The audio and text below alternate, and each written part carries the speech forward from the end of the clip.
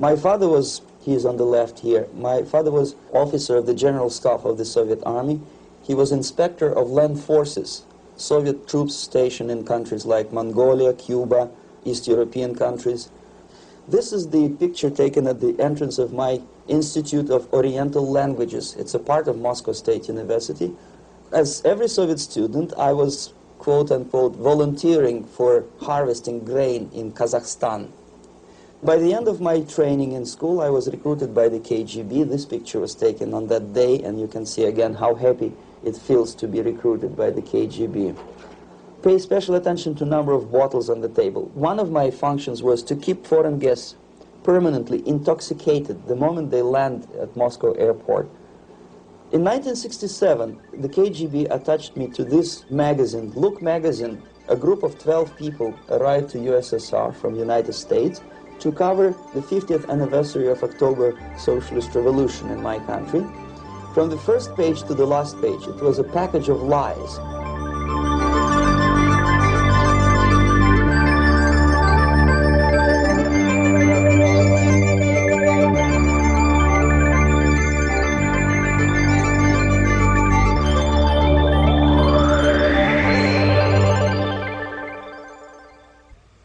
Our conversation is with Mr. Yuri Alexandrovich Bezmenov. Mr. Bezmenov was born in 1939 in a suburb of Moscow. He was the son of a high-ranking Soviet Army officer. He was educated in the elite schools inside the Soviet Union and became an expert in Indian culture and Indian languages. He had an outstanding career with Novosti, which was the, and still is, I should say, the press arm or the press agency of the Soviet Union. It turns out that this is also a front for the KGB. One of his interesting assignments was to brainwash foreign diplomats when they visited Moscow. And he'll tell us a little bit about how they did this and how they planted information which eventually wound up in the press of the free world. He escaped to the West in 1970 after becoming totally disgusted with the Soviet system, and he did this at great risk to his life. He certainly is one of the world's outstanding experts on the subject of Soviet propaganda and disinformation and active measures. Mr. Bezmenov, I'd like to begin by having you tell us a little bit about some of your childhood memories.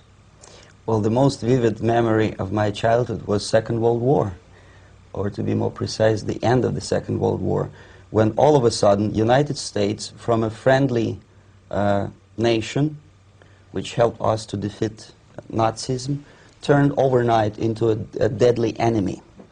And it was very shocking because all newspapers were trying to present an image of belligerent, aggressive American imperialism. Most of the things that we were taught is that United States is aggressive power, which is just about to invade our beautiful, free, socialist country, that American CIA is dropping Colorado beetles on our beautiful potato fields to eliminate our crops, and each schoolboy had a picture of Colorado bug on the back page of his notebook, and we were instructed to go into collective fields to search for those little Colorado bugs. Of course, we couldn't find any, neither we could find many potatoes, and that was explained again by the encroachments of the decadent imperialist power. The anti-American paranoia, hysteria in the Soviet propaganda was to such of such a higher degree that many less skeptical people or less stubborn would really believe that the United States is just about to invade our beautiful motherland, and some secretly hope that it will come true. That's interesting. Yes. Well, getting back to life inside the Soviet Union or inside communist countries in general, in this country, at the university level primarily, we read and hear that the Soviet system is different from ours, but not that different, and that there is a convergence developing between all of the systems of the world, and that really it doesn't make an awful lot of difference what system you live under because you have corruption and dishonesty and tyranny and all that sort of thing. From your personal experience, what is the difference between life under communism and life in the United States? Well, life is obviously very much different for simple reason that the Soviet Union is a state capitalist economically. It's a state capitalism where an individual has absolutely no rights, no value. His life is nothing. It's just like an insect. He is disposable. Whereby in the United States, even the worst criminal is treated as a human being. He has a fair trial, and some of them capitalize on their crimes. They publish their memoirs in their prisons and get handsomely paid by your crazy publishers. The differences, of course, in the daily life are very various, depending on whom we are talking about. In my own private life, I never suffered from communism simply because I was brought up in a family of high-ranking military officer. Most of the doors were open for me. Most of my expenses were paid by the government, and I never had any troubles with the authorities or with the police. So, in other words, I would say I enjoyed, or I had good reasons to enjoy all the advantages of so-called socialist system. Mm-hmm. My main motivations to defect had nothing to do with affluence. It was mainly moral indignation, moral protest, rebellion against the inhuman methods of the Soviet system. Well, specifically, what did you object to? I objected, first of all, against oppression of my own dissidents and intellectuals. And that was the most disgusting thing that I witnessed as a young man, young student, who was brought up a very troublesome period in our history, from Stalin to Khrushchev, from total tyranny and oppression to some kind of liberalization. Second, when I started working for the Soviet embassy in India, to my horror, I discovered that we are millions times more oppressive than any colonial or imperialist power in the history of mankind. That my country brings to India not freedom, progress, and friendship between the nations, but racism, exploitation, and slavery, and of course economical inefficiency to this country. Since I fell in love with India, I developed something which by KGB standards is extremely dangerous thing. It's called split loyalty, when an agent likes a country of assignment more than his own country. I literally fell in love with this beautiful country, a country of great contrasts, but also great humility, great tolerance, and philosophical and intellectual freedoms. My ancestors used to live in caves and eat raw meat when India was a highly civilized nation 6,000 years ago. So obviously the choice was not to the advantage of my own nation. I decided to defect and to entirely dissociate myself from that brutal regime. Mr. Bezmenov, we've read a lot about the concentration camps and the slave labor camps under the Stalin regime. Now the general impression in America is that those things are part of the past. Are they still going on today, or what is the status? Yes. There is no qualitative change in the Soviet concentration camp system. There are changes in numbers of prisoners. Again, this is unreliable Soviet statistics. We don't know how many political prisoners are there in the Soviet concentration camps. But we sure know from various sources that at each particular time there are close to 25 to 30 million of Soviet citizens who are virtually kept as slaves in forced labor camp system. The size of the population of a country like Canada is serving terms as prisoners.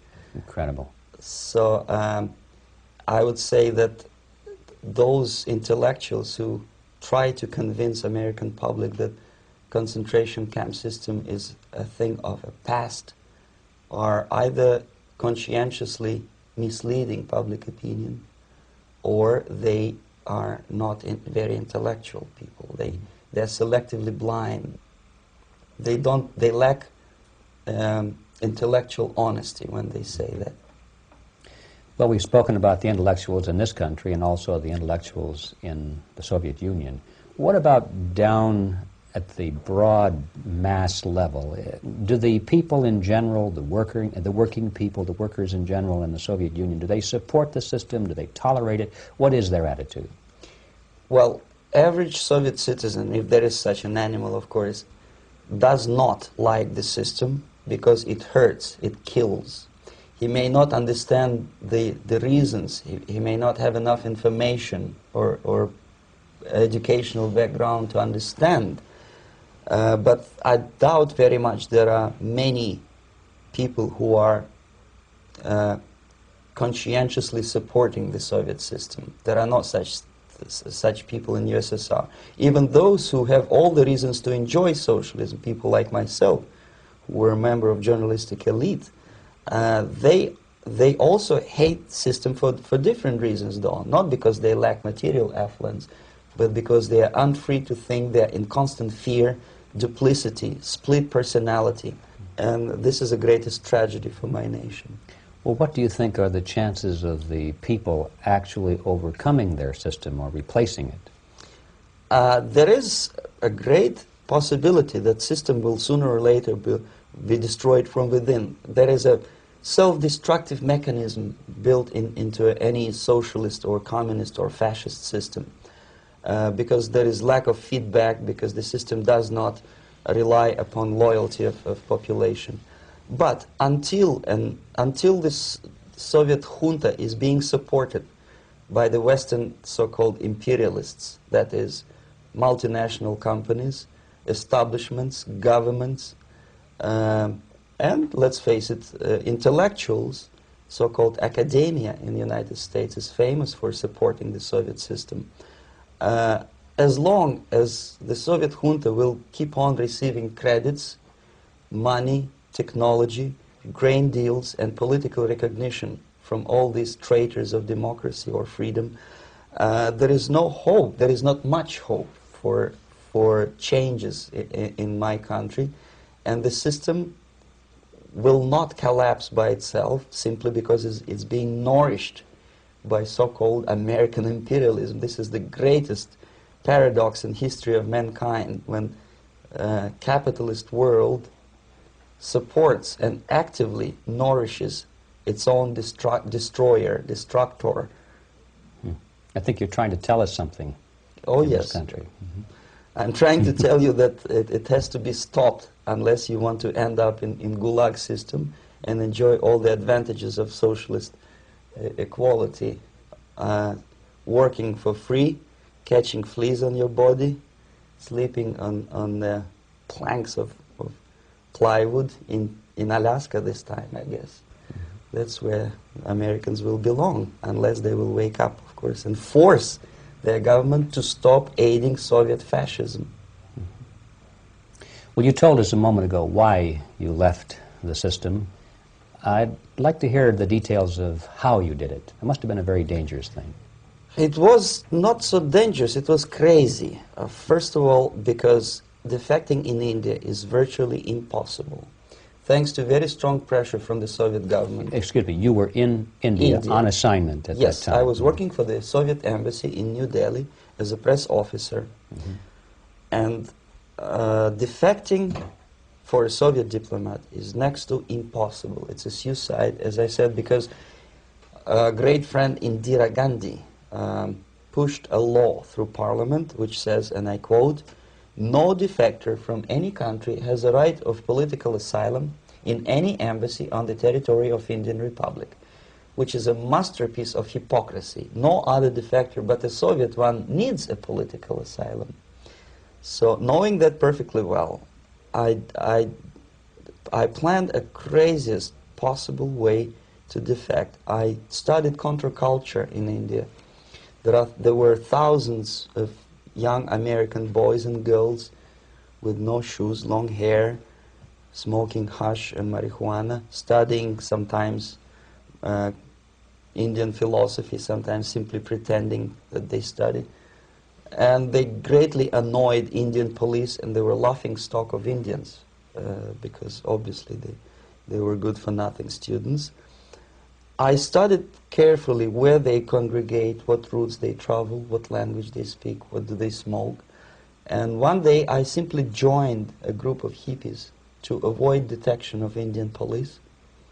I was dressed as a typical hippie with blue jeans, long kameez shirts, with all kind of nice decorations like beads, long hairs, I bought a wig because for several weeks I had to turn myself from a conservative Soviet diplomat into a very progressive American hippie. And that was the only way that I could avoid detection.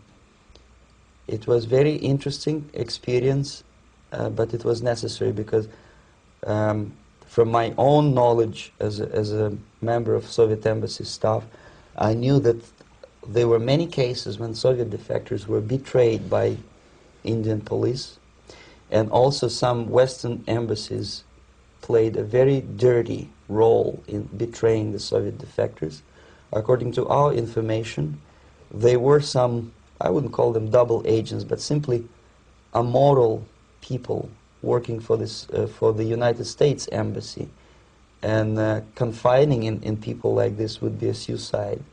So I had to be extremely careful. I could not trust anyone, and that was the reason for such a crazy way to defect. Well, had you been caught in the act of trying to get out, what would have happened to you? Oh, most likely I would end up in concentration camp, or depending on the situation and on the whim of some bureaucrat in KGB, maybe even executed. This is normal practice, quietly, of course, not publicly. But that would be the end of my defection, of course. Well, when did you finally make it to the United States? In 1970, after about 6 months of debriefing in Athens by the CIA, and I presume FBI too, they let me go first to Germany, then to Canada. That was my decision. I had to change my identity to protect my family and my friends in USSR. And also I was a little bit paranoid, knowing that both Soviet KGB and probably some double agents within the American system may be after me. So I wanted to settle down as far away as possible. I requested CIA to give me some kind of new identity and just let me go on my own. And I settled in Canada. I was a student. I changed many professions, from farm help and laundry truck driver to language instructor and broadcaster for Canadian Broadcasting Corporations in Montreal. Well, have you had any threats on your life or any yes. unpleasant In about 5 years, KGB eventually discovered that I am working for Canadian Broadcasting. I made a very big mistake. I started working for overseas service of CBC, which is similar to Voice of America, in Russian language. And of course, monitoring service in USSR picked up every new voice. Every new announcer, they would make it a point to discover who he is. And in 5 years, sure enough, slowly but surely, they discovered that I am not Thomas Schumann, that I am Yuri Alexandrovich Bezmenov, and that I am working for Canadian Broadcasting, and undermining beautiful détente between Canada and USSR. And the Soviet ambassador Alexander Yakovlev made it his personal effort to discredit me. He complained to Pierre Trudeau, who is known to be a little bit soft on socialism. And the management of CBC behaved in a very strange, cowardly way, unbecoming to representatives of an independent country like Canada. They listened to every suggestion that Soviet ambassador gave, and they started shameful investigation, analyzing content of my broadcasts to USSR. And sure enough, they discovered that some of my statements were probably would be offending to the Soviet Politburo. So I had to leave my job. And of course, subtle intimidations. They would say something like, please cross the street carefully because, you know, traffic is very heavy in Quebec. And fortunately, I know about the psychology and the logic of activity of the KGB, and I never allowed myself to be intimidated. This is the worst thing. This is what they expect a person, a defector, to be intimidated. Once they spot that you are scared, they keep on developing that line And then eventually you either have to give up entirely and work for them, or they neutralize you. They would definitely stop all kind of political activity, which they failed to do in my case, because I was stubbornly working for the Canadian Broadcasting. And in response to their intimidations, I said that, look, this is a free country, and I am as free as you are. And I also can drive very fast. And gun control is not yet established in Canada, so I had a couple of good shotguns in my basement. So welcome to visit me someday with your Kalashnikov's machine guns. So obviously it didn't work. Intimidation didn't work. So they tried different approach, as I described. They approached on the highest level, on the level of Canadian bureaucracy. And at that level they were successful. On that level they were successful. On individual level they failed flat. Mr. Bezmenov has brought a series of slides with him that he has taken from the Soviet Union, and I think this is a good time to take a look at the slides. Yes. Now, the viewers will be able to see these slides as we talk about them. Yes, this is a collection of slides which are, some of them are snapshots from my family album, some of them are documents which I smuggled from the Soviet embassy, and some are reproductions from local mass media. I usually show them to establish my credibility as a defector. This is a picture of my native town, Mytishi, about 20 miles north from Moscow. Characteristically, there is a statue of Comrade Lenin in the central square. This is myself at the age of 7, again, characteristically, and the statue of Comrade Stalin extending his friendly hand to peoples of the world. At that age, of course, I was still idealistically minded young communist, and I still believe that sooner or later things will go for better. But I realized that the system stinks, that something is fishy, and that ideology is fake. And the propaganda about advanced Soviet agriculture simply didn't meet the criteria of reality. If they talk about abundance of food and there is none in the stores, there must be something wrong. My father was, he is on the left here, my father was officer of the General Staff of the Soviet Army. He was inspector of land forces, Soviet troops stationed in countries like Mongolia, Cuba, East European countries. Were he alive today, most likely he would be inspecting Soviet troops in Nicaragua, Angola, and many other parts of the world. Fortunately, he died, and he didn't see the disgrace, because deep inside he was a Russian patriot. He didn't like the idea of expanding Soviet military might, especially in the areas where we were not welcomed at all. Unlike many other military officers, he was reporting directly to the Minister of Defense, bypassing KGB and diplomatic service. In other words, he was a trusted military professional. And my impression that this type of people are much less hawkish and adventuristic than party bureaucrats in Kremlin. When American mass media describes Soviet military as potentially dangerous counterpart for Pentagon, I simply laugh, because I know better. I know that the most dangerous part of the Soviet power structures are not military at all. Most likely, if they come to power in my country, they'll be more sensible negotiators for nuclear disarmament and withdrawal of the Soviet troops from many parts of the world. But if someone from the party structure or the KGB structure were to give the orders for a military they have to obey, they yes, would follow because them. they are professional military. But they, you see, the triangle of power and hate in USSR is the party at the top, the party elite, the oligarchy of the party, then the military, and the KGB at the bottom. They hate each other. And the most hated triangle, the most hated corner of the triangle is the Communist Party bureaucrats. They are the most adventuristic, senile megalomaniacs. They can start war, I wouldn't be surprised. Not the military. They know what war is. At least my father did. This is the picture taken at the entrance of my Institute of Oriental Languages. It's a part of Moscow State University. I graduated in 1963. And I Now, excuse me, which one were you on? I am on the right. You're on the right. And on the left is my my schoolmate Vadim Smirnov, who later was a apparatchik in the Central Committee of the Soviet Union Communist Party. What is an apparatchik? It's a functionary, something like civil service in British Empire. Someone who is never fired from the service. He stays there internally. He may not be promoted too high, but he's a dependable bureaucrat who will stay forever. I studied not only languages, but also history, literature, even music. I'm on this picture, I'm trying to learn how to play Indian musical instrument. I even tried to look like an Indian when I was second-year student. Not bad, really.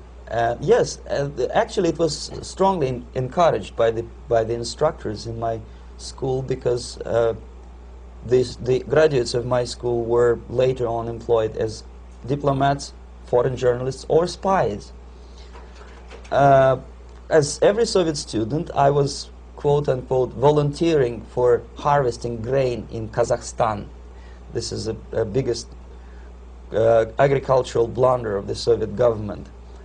But I didn't have much choice, of course, because the communist motto borrowed from the Bible says, "Those who do not work shall not eat." And you can see me eating, therefore I was working, and you can see how happy I was about it.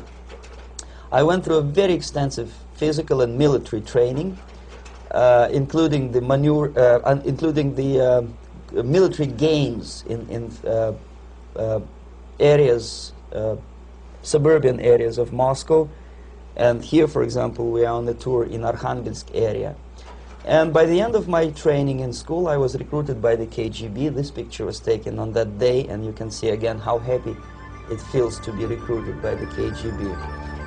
Our conversation with Yuri Alexandrovich Bezmenov, who is a defector from the Soviet Union, a former propaganda agent for Novosti and the KGB, will continue after this message.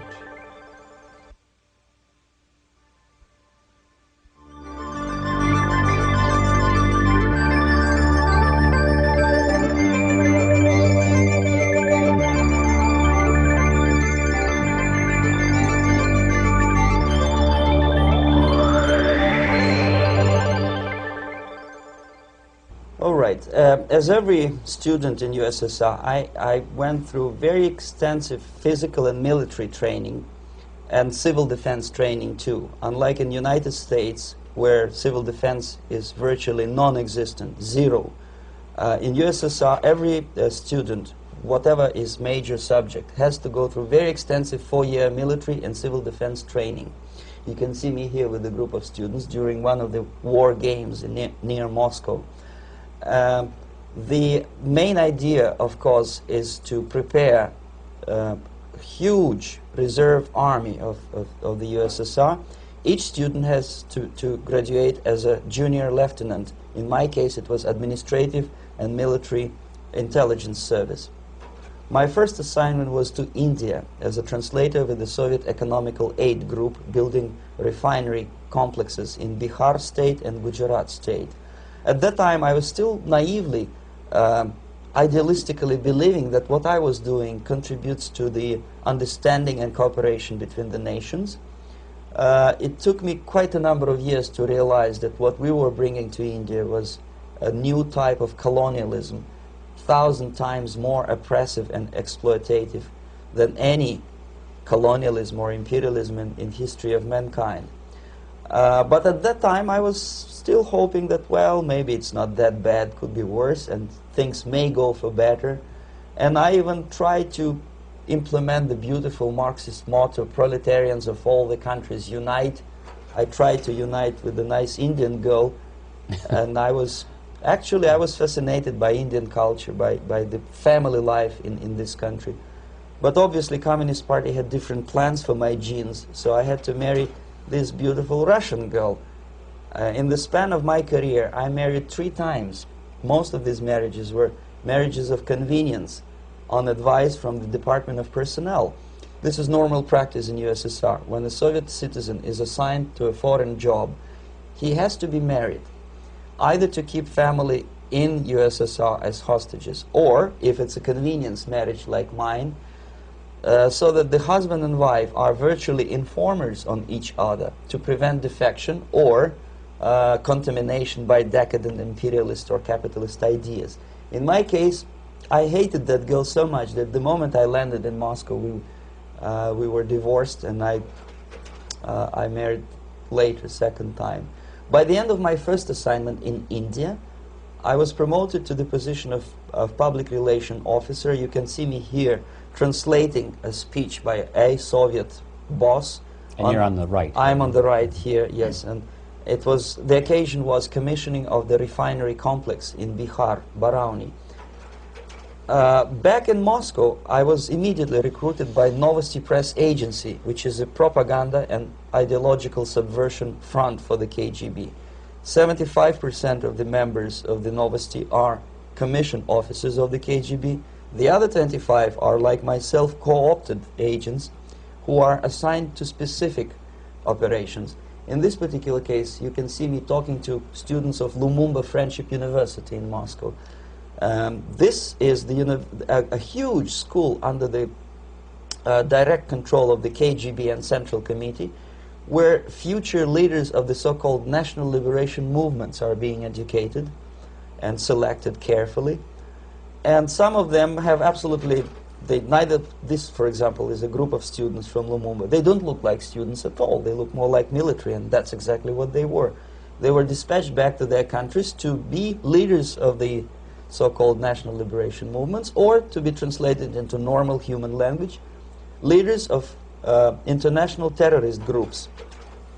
Another area of activity when I was working for the Novosti was to accompany groups of so-called progressive intellectuals, writers, journalists, publishers, teachers, professors of colleges.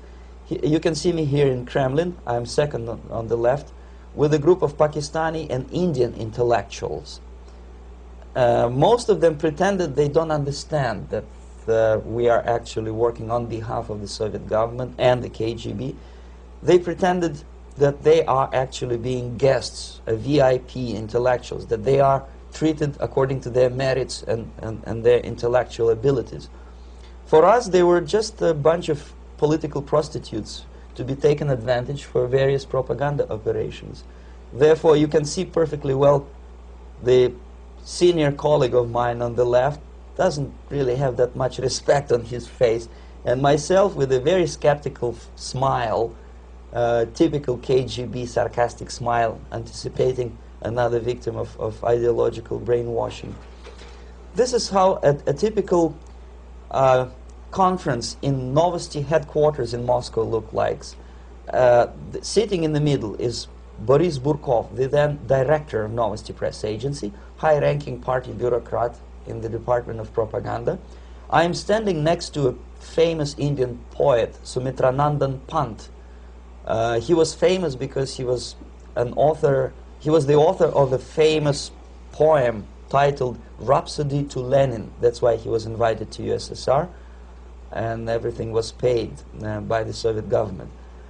Pay special attention to number of bottles on the table. This is one of the ways to kill the awareness or curiosity of foreign journalists. One of my functions was to keep foreign guests permanently intoxicated the moment they land at Moscow airport. I had to take them to the VIP lounge and toast to friendship and understanding between the nations of the world. Glass of vodka, then a second glass of vodka. And in no time, my guests would be feeling very happy. They would see everything in kind of pink, nice color. And that's the way I had to keep them permanently for the next 15 or 20 days. At a certain point in time, I had to withdraw alcohol from them so that some of them, who are the most recruitable, would feel a little bit shaky, guilty, trying to remember what they were talking last night. That's the time to approach them with all kind of nonsense, such as joint communique or statement for Soviet propaganda. That's the time they are the most flexible. And of course, what they didn't understand, they didn't realize or pretended not to realize, that myself, who was drinking together with them, was not drinking at all. I had ways to get rid of alcohol through various techniques, including special pills which were given to me by my colleagues. But they were taking it seriously. In other words, they would consume quite large volumes of alcohol and feel quite uneasy next morning. In 1967, the KGB attached me to this magazine, Look magazine. A group of 12 people arrived to USSR from United States to cover the 50th anniversary of October Socialist Revolution in my country. From the first page to the last page, it was a package of lies, propaganda cliché, which were presented to American readers as opinions and deductions of American journalists. Nothing could be far from truth. These were not opinions. They were not opinions at all. They were the clichés which the Soviet propaganda wants American public to think that they think. If it does make any sense at all. It sure does, because from the viewpoint of the Soviet propaganda, although there are some subtle criticisms of the Soviet system, the basic message is that Russia today is a nice, functioning, efficient system supported by majority of population. That's the biggest lie. And of course, American intellectuals and journalists from Look magazine elaborated on that untruth in various different ways. They intellectualized that lie. They found all kinds of justifications for telling lies to American public. Excuse me, it was partly your job to make sure that they got these ideas, yes, and accepted them as their own ideas. Right. Actually, even before they arrived to USSR, and they paid astronomical sum of money for that visit, they were submitted, this Novosti Press Agency developed so-called backgrounders, 20-25 pages of information and opinions which were presented to the journalists even before they bought their tickets to Moscow. They had to analyze the situation, and judging on their reaction to that backgrounder, the local Novosti representative or local Soviet diplomat in Washington, D.C. would assess whether they be given visa to USSR or not. So they were selected ahead of time. Yes, they were pre-selected very carefully, and there is not much chance for honest journalists to arrive to USSR and to stay there for 1 year and to bring this package of lies back home. This, for example, is a centerfold of the Look magazine. They presented this monument erected by Communist Party in Stalingrad as the symbol, personification of Russian military might. And they said in the article, which is published on the site, that Soviets are very proud of the victory in the Second World War. This is another big myth, a lie. No sensible people would be proud to lose 20 millions of their countrymen in a war which was started by Genoese Hitler and Comrade Stalin and paid by American multinationals. Most of the Soviet citizens look at this type of monuments with disgust and sorrow, because every family lost father, brother, sister, or child in the Second World War.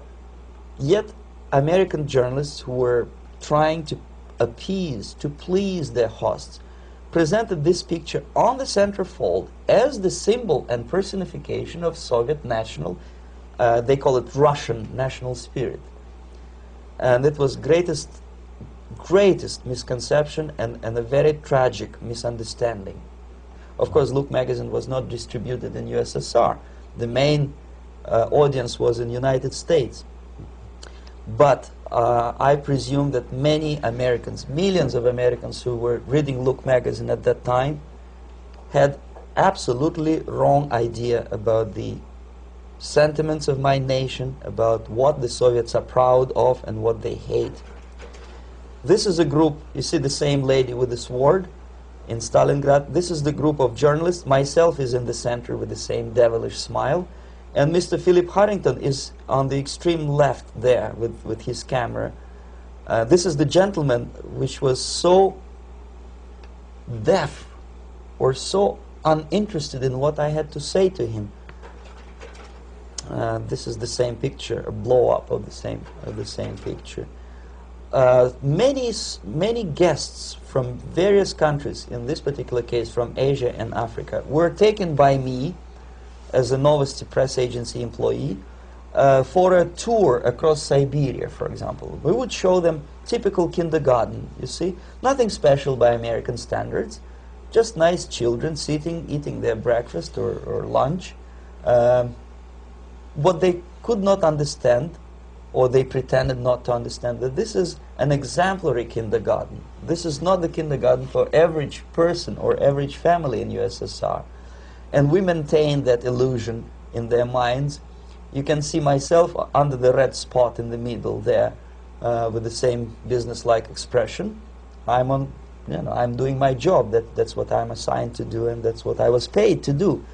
But deep inside, I still hope that at least some of these useful idiots would understand that what they are looking at has nothing to do with the level of affluence in my nation.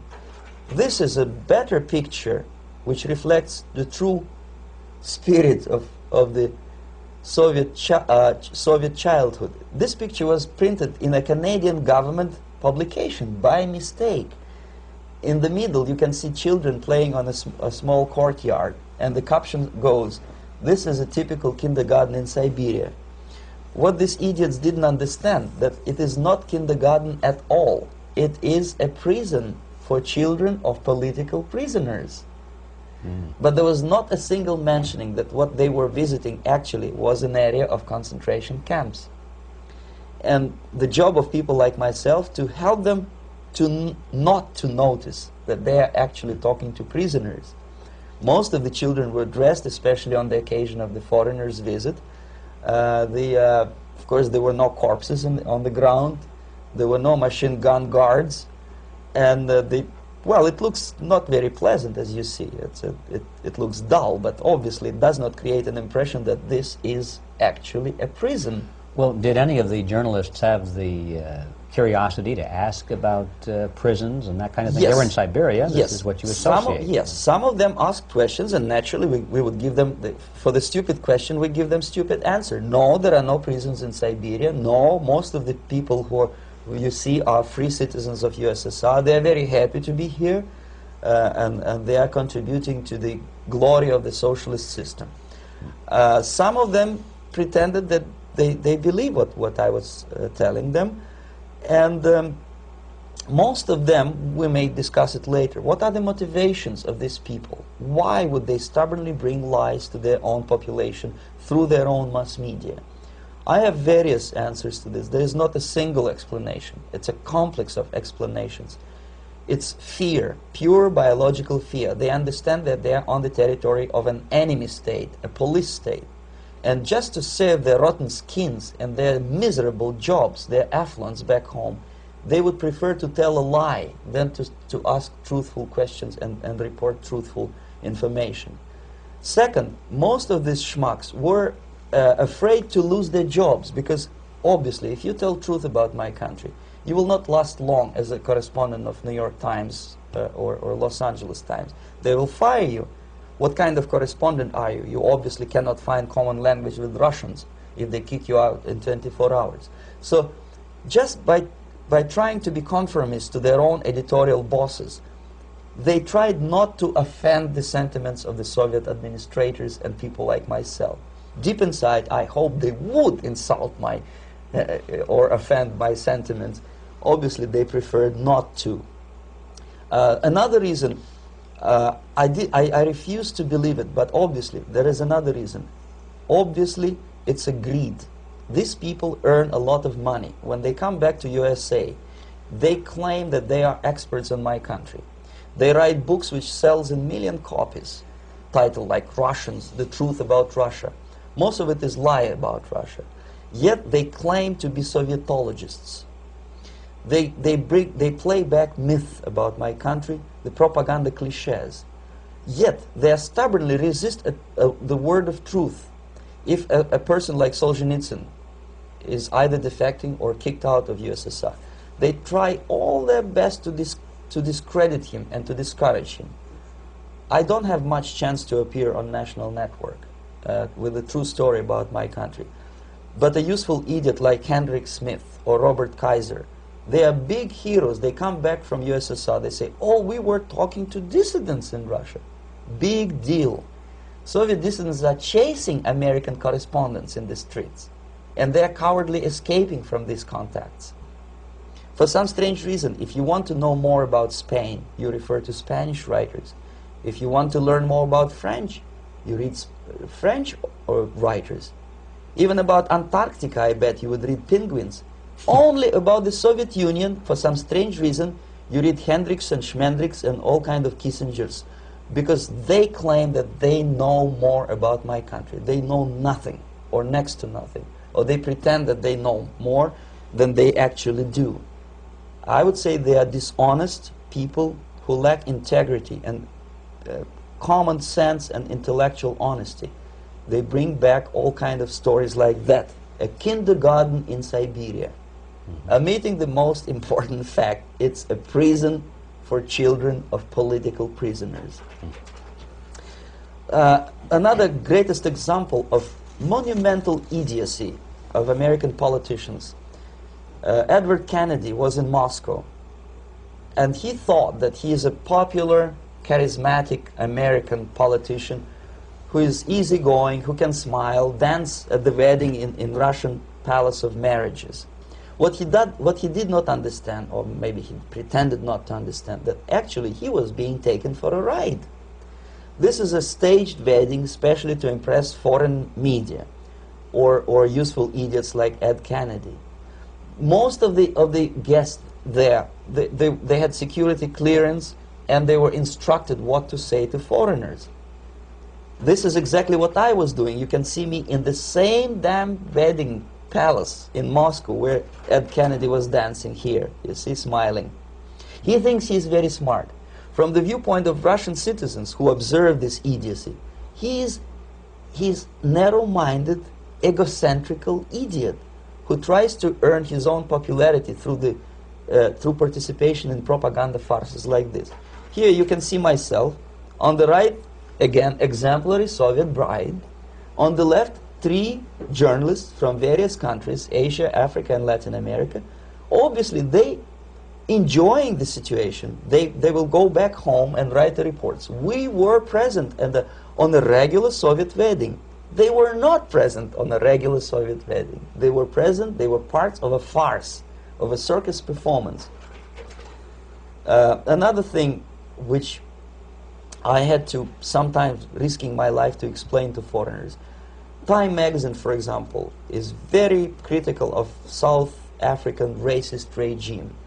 The whole article was dedicated to the shameful internal passport system where blacks are not allowing to live with whites. For some strange reason, for the last 14 years since my defection, nobody wanted to pay attention to my passport. This is my passport. It also shows my nationality, and it has a police rubber stamp, which is called propiska in Russian language, which assigns me to a certain area of residence. I cannot leave that area, same way as this black man cannot leave the area in South Africa. Yet we call South African government racist regime.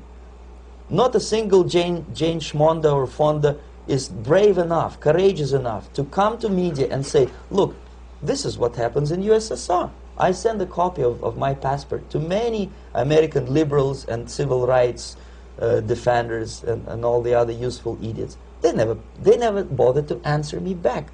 This shows what kind of integrity, what kind of honesty these people are. They're a bunch of hypocrites because they don't want to recognize a good example of racism in my country. This is the first stage of befriending a professor. You can see myself on the left with the same James Bond smile. On the right is my KGB supervisor, Comrade Leonid Mitrokhin, and in the middle a professor of political science in Delhi University.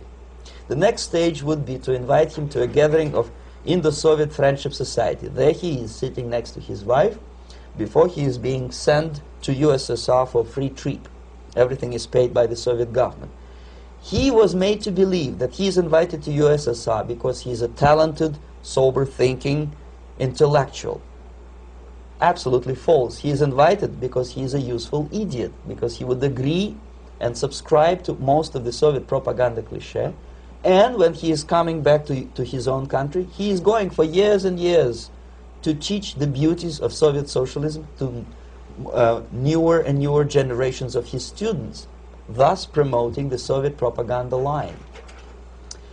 The KGB was even curious about this gentleman. It may look innocent. Maharishi Mahesh Yogi, a great spiritual leader, or maybe a great charlatan and crook, depending on from which side you're looking at him. Beatles were trained at his ashram in Hardwar in India how to meditate. Mia Farrow and other useful idiots from Hollywood visited his school, and they returned back to United States absolutely zonked out of their minds with marijuana, hashish, and crazy ideas of meditation. To meditate, in other words, to isolate oneself from the current social and political issues of your own country. To get into your own bubble, to forget about troubles of the world. Obviously, KGB was very fascinated with such a beautiful school, such a brainwashing center for stupid Americans. I was dispatched by the KGB to check what kind of VIP Americans attend this school. That's you on the left. Yes, I'm on the left. I was trying to get enrolled in that school. Unfortunately, the Maharishi Mahesh Yogi asked too much. He wanted $500 American for enrollment. But my function was not actually to get enrolled in the school. My function was to discover what kind of people from United States attend this school. And we discovered that, yes, there are some influential members of family, public opinion makers of United States, who come back with the crazy stories about Indian philosophy. Indians themselves look upon them as idiots, useful idiots. To say nothing about KGB, who looked at them as extremely naive, misguided people.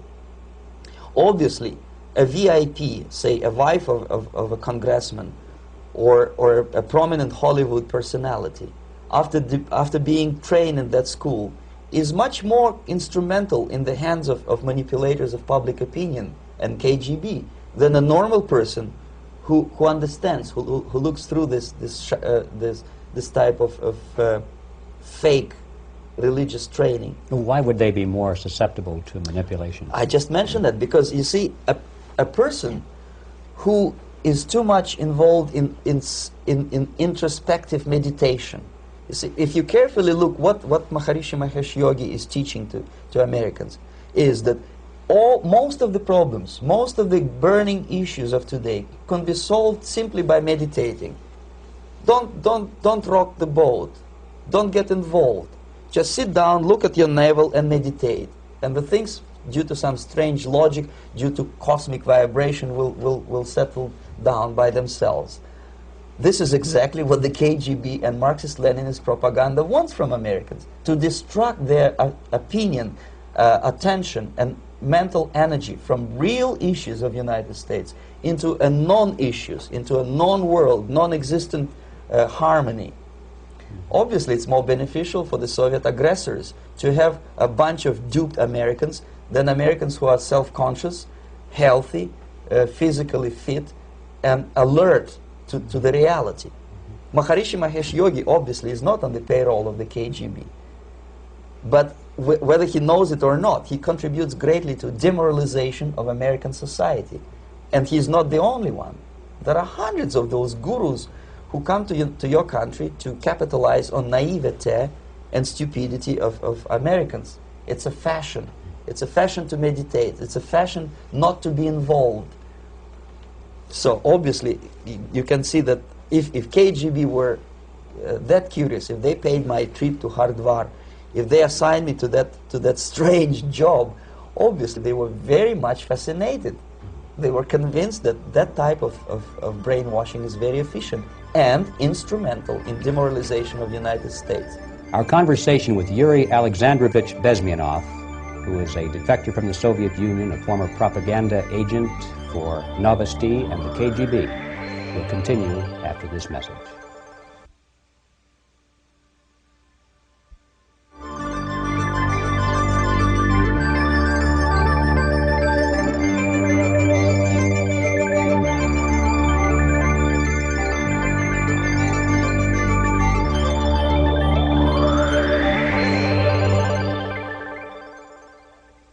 This picture shows the part of the building of USSR embassy, and my supervisors. On the left is Comrade Mehdi, an Indian communist, and on the right, Comrade Mitrokhin.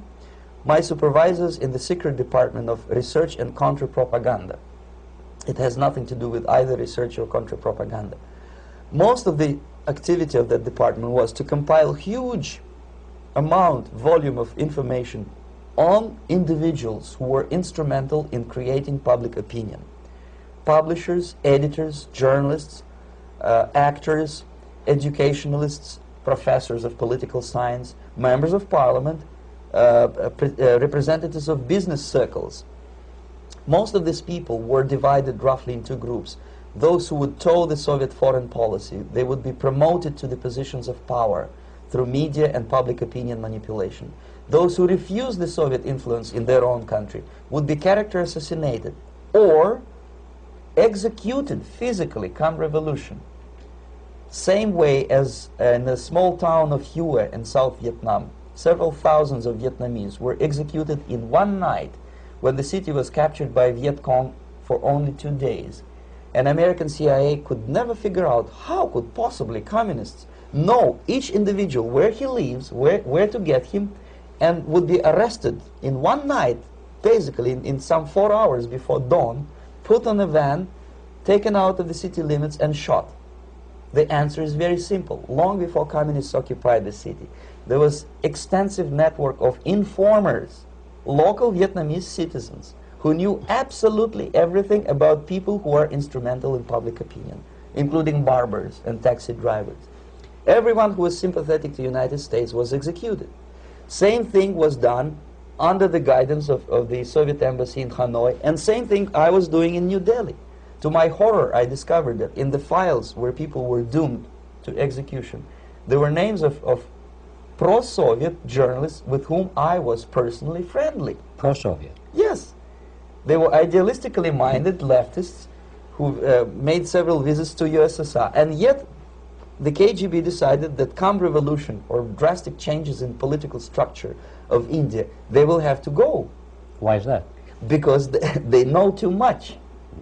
Simply because, you see, the useful idiots, the leftists who are idealistically believing in the beauty of Soviet socialist or communist or whatever system, when they get disillusioned, they become the worst enemies. That's why my KGB instructors specifically made the point, never bother with leftists. Forget about these political prostitutes. Aim higher. This was my instruction. Try to get into large circulation, established conservative media. Reach, filthy rich movie makers, intellectuals, so-called academic circles. Cynical, egocentric people who can look into your eyes with angelic expression and tell you a lie. These are the most recruitable people, people who lack moral principles, who are either too greedy or too suffer from self-importance. They feel that they matter a lot. These are the people who KGB wanted very much to recruit. But to eliminate the others, to execute the others, don't they serve some purpose? Wouldn't they be the ones we rely on? They serve purpose only at the stage of destabilization of a nation. For example, your leftists in United States, all these professors and all these beautiful civil rights defenders, they are instrumental in the process of the subversion only to destabilize the nation. When their job is completed, they are not needed anymore. They know too much. Some of them, when they get disillusioned, when they see that Marxist-Leninists come to power, obviously they get offended. They think that they will come to power. That will never happen, of course. They will be lined up against the wall and shot. But they may turn into the most bitter enemies of Marxist-Leninists when they come to power. And that's what happened in Nicaragua. You remember most of these former Marxist-Leninists were either put to prison or one of them split, and now he's working against Sandinistas. It happened in Grenada when Maurice Bishop was already a Marxist. He was executed by a new Marxist who was more Marxist than this Marxist. Same happened in Afghanistan when first there was Taraki, he was killed by Amin, then Amin was killed by Babrak Karmal with the help of KGB. Same happened in Bangladesh when Mujibur Rahman, very pro-Soviet leftist, was assassinated by his own Marxist-Leninist military comrades. It's the same pattern everywhere. The moment they serve their purpose, all the useful idiots are either be executed entirely, all the idealistically minded Marxists, or exiled, or put in prisons, like in Cuba. Many former Marxists are in Cuba, in prison. So most of the Indians who were cooperating with the Soviets, especially with our Department of Information of the USSR Embassy, were listed for execution.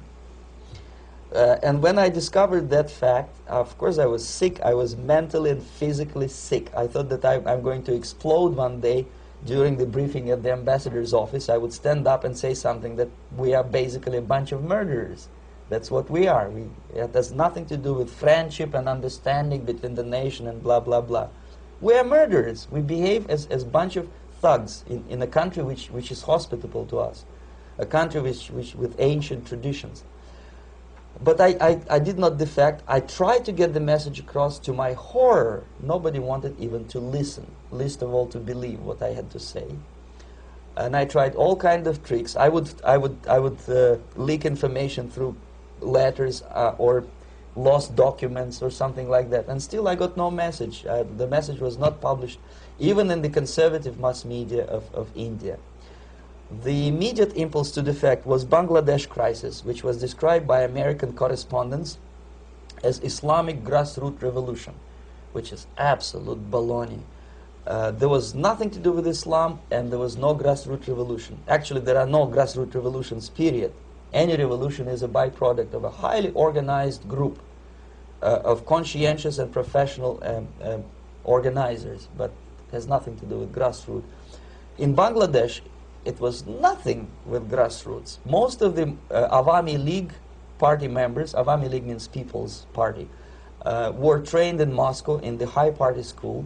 Most of the Mukti Fauj leaders, Mukti Fauj in Bengali means People's Army, same as SWAPO and all kind of liberation armies all over the world, the same bunch of useful idiots.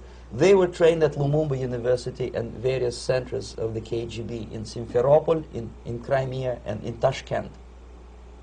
So when I saw that Indian territory is being used as a jumping board to destroy East Pakistan, I saw myself thousands of so-called students traveling through India to East Pakistan, through the territory of India, and Indian government pretended not to see what's going on. They knew perfectly well, the Indian police knew it, the intelligence department of the Indian government knew it, the KGB of course knew it, and the CIA knew it.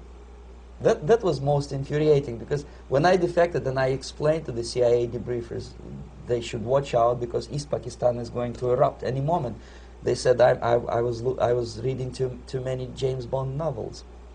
Anyway, so East Pakistan was doomed.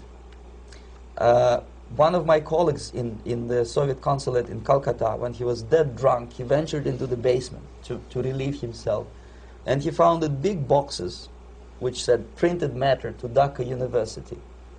Dhaka is the capital of East Pakistan. And since he was drunk and curious, he opened one of the boxes and he discovered not printed matter. He discovered Kalashnikov guns and ammunition in there. Anyway, it's a long story. When I saw the preparations for the invasion into East Pakistan, obviously I wanted to defect immediately. The only thing I couldn't at that time make up my mind when and where and how. One of the reasons, of course, you see, I was in love with India. I mentioned it before. I spoke the languages. I socialized with people. And I understood that I had to act fast unless I want this beautiful country to be permanently and irreparably damaged by our presence. One of the reasons not to defect was, as you can see, I was living in relative affluence.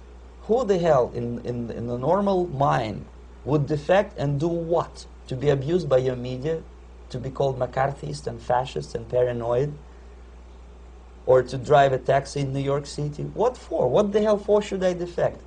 To be abused by Americans, to be insulted in exchange for my effort to bring the truthful information about impending danger of subversion.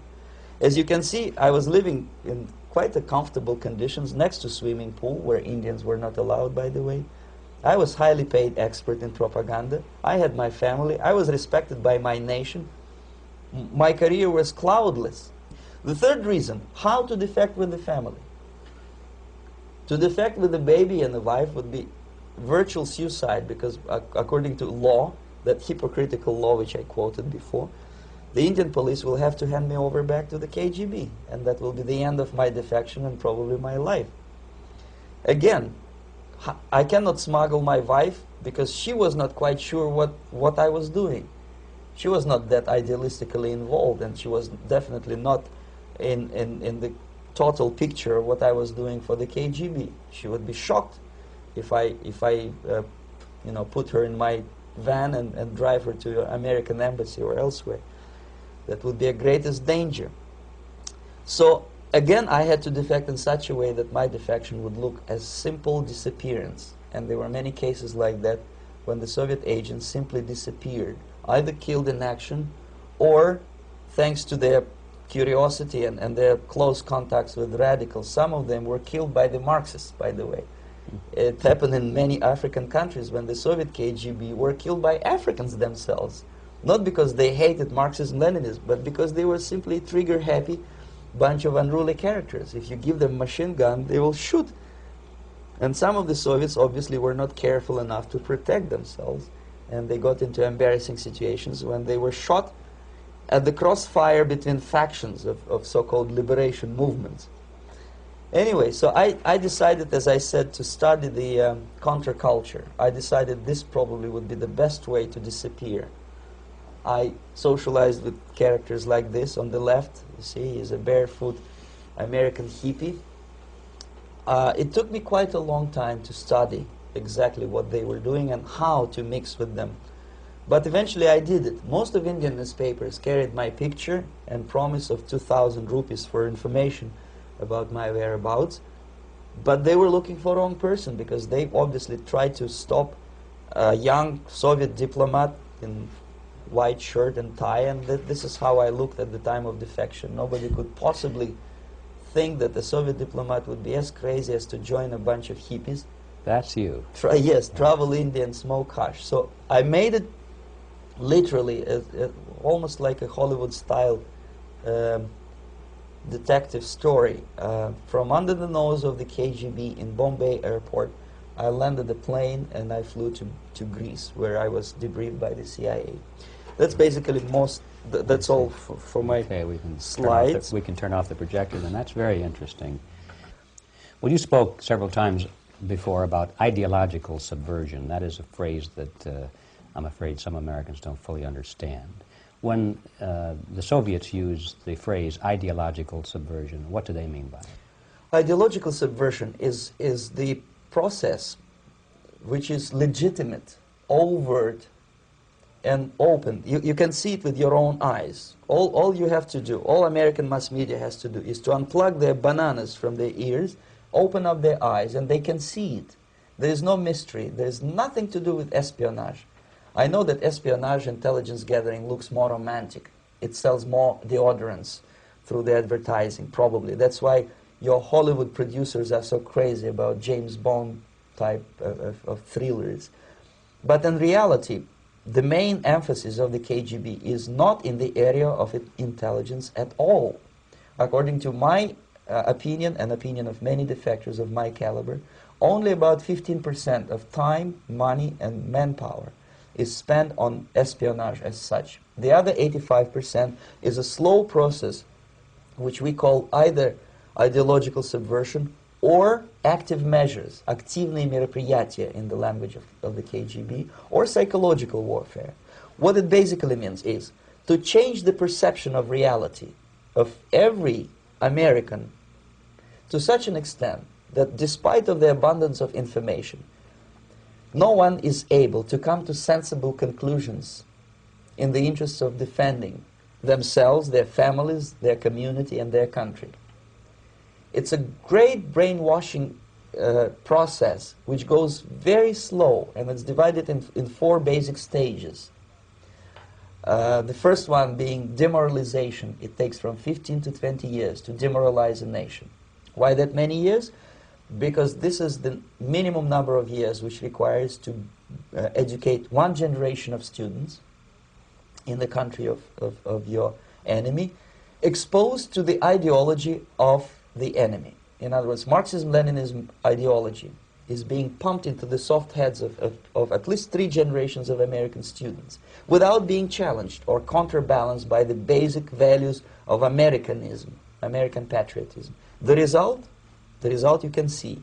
Most of the people who graduated in the 60s, dropouts or half-baked intellectuals, are now occupying the positions of power in the government, civil service, business, mass media, educational system. You are stuck with them.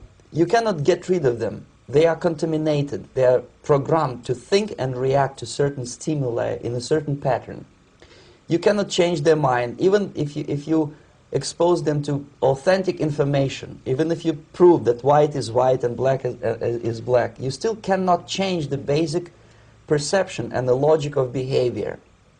In other words, these people, the process of demoralization is complete and irreversible. To get rid society of these people, you need another 20 or 15 years to educate a new generation of patriotically minded and common sense people who would be acting in favor and in the interests of the United States society. And yet these people who've been programmed and, as you say, in place and Yes. who are favorable to an opening with the Soviet concept, these are the very people who would be marked for extermination in this country? Most of them, yes.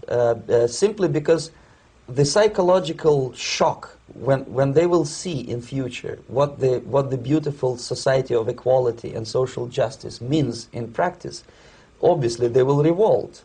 They will be very unhappy, frustrated people.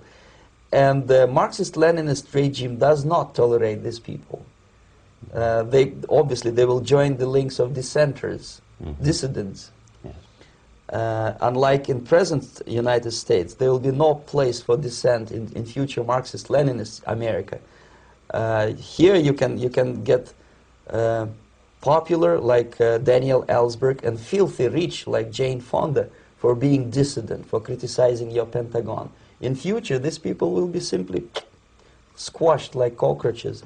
Nobody is going to pay them nothing for their beautiful, noble ideas of equality. This they don't understand, and it will be a greatest shock for them, of course. The demoralization process in the United States is basically completed already. For the last 25 years. Actually, it's overfulfilled, because demoralization now reaches such areas where previously not even Comrade Andropov and all his experts would even dream of such a tremendous success.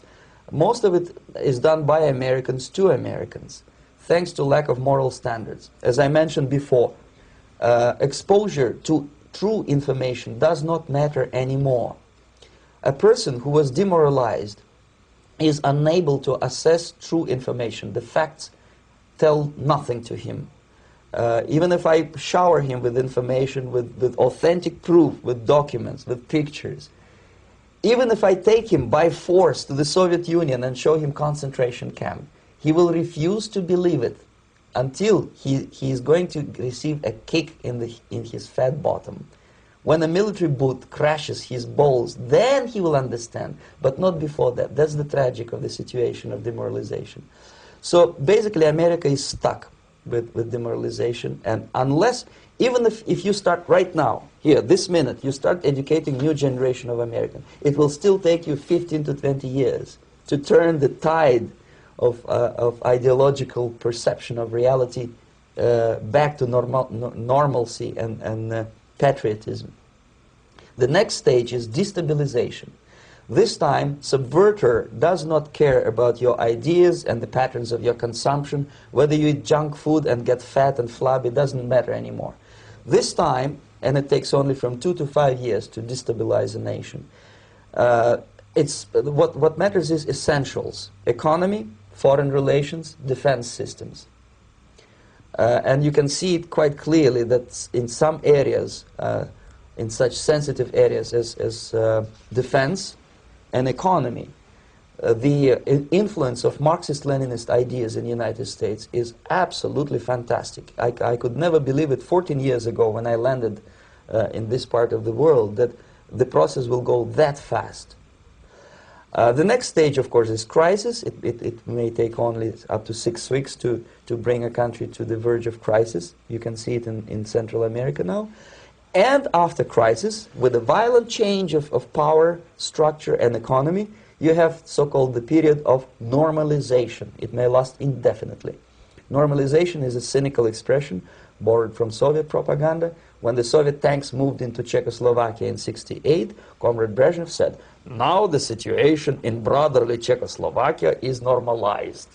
This is what will happen in the United States if you allow all these schmucks to bring the country to crisis, to promise people all kind of goodies and the paradise on earth, to destabilize your economy, to eliminate the principle of free market competition, and to put a big brother government in Washington, D.C., with benevolent dictators like Walter Mondale, who will promise lots of things, never mind whether the promises are fulfillable or not. He will go to Moscow to kiss the bottoms of new generation of Soviet assassins, never mind. He will create false illusions that the situation is under control. Situation is not under control. Situation is disgustingly out of control. Most of the American politicians, media, and educational system trains another generation of people who think they are living at a peacetime. False. United States is in the state of war, undeclared total war against the basic principles and the foundations of this system. And the initiator of this war is not Comrade Andropov, of course. It's the system. However ridiculous it may sound, the world communist system or the world communist conspiracy, whether I scare some people or not, I don't give a hoot. If you are not scared by now, nothing can scare you. But you don't have to be paranoid about it. What actually happens now, that unlike myself, you have literally several years to live on unless the United States wake up. The time bomb is ticking. With every second, the disaster is coming closer and closer. Unlike myself, you will have nowhere to defect to, unless you want to live in Antarctica with penguins. This is it. This is the last country of freedom and possibility. Okay, so what do we do? What is your recommendation to the American people? Well, the immediate thing that comes to my mind is, of course, there must be a very strong national effort to educate people in the spirit of real patriotism, number one. Number two, to explain them the real danger of socialist, communist, whatever, welfare state, big brother government. If people will fail to grasp the impending danger of that development, nothing ever can help United States. You may kiss goodbye to your freedom, including freedoms to homosexuals, to prison inmate. All these freedoms will vanish, evaporate in 5 seconds, including your precious lives. The second thing, the moment at least part of United States population is convinced that the danger is real, they have to force their government. And I'm not talking about sending letters, signing petitions, and all this beautiful, noble activity. I'm talking about forcing United States government to stop aiding communism. Because there is no other problem more burning and urgent than to stop the Soviet military-industrial complex from destroying whatever is left of the free world. And it is very easy to do. No credits, no technology, no money, no political or diplomatic recognition, and of course no such idiocy as grain deals to USSR. The Soviet people, 270 millions of Soviets, will be eternally thankful to you if you stop aiding a bunch of murderers who sit now in Kremlin and whom President Reagan respectfully calls government. They do not govern anything, least of all such complexity as the Soviet economy. So two very simple, maybe too simplistic answers or solutions, but nevertheless they are the only solutions. Educate yourself, understand what's going on around you. You are not living at the time of peace. You are in a state of war, and you have precious little time to save yourself. You don't have much time, especially if you are talking about young generation. There is not much time left for convulsions and sexual masturbation to the beautiful disco music. Very soon it will go, just overnight. If we are talking about capitalists or wealthy businessmen, I think they are selling the rope on which they will hang very soon. If they don't stop, if they cannot curb their unsettled desire for profit, and if they keep on trading with the monster of the Soviet communism, they are going to hang very soon. And they will pray to be killed, but unfortunately they will be sent to Alaska probably to manage industry of slaves. It's simplistic. I know it sounds unpleasant. I know Americans don't like to listen to things which are unpleasant. But I have defected not to tell you the stories about such idiocy as microfilm, James Bond type espionage. This is garbage. You don't need any espionage anymore. I have come to talk about survival. It's a question of survival of this system. You may ask me, what is it in for me? Survival, obviously, because unlike, as I said, I am now in your boat. If we sing together, we'll sing beautifully together. There is no other place on this planet to defect to.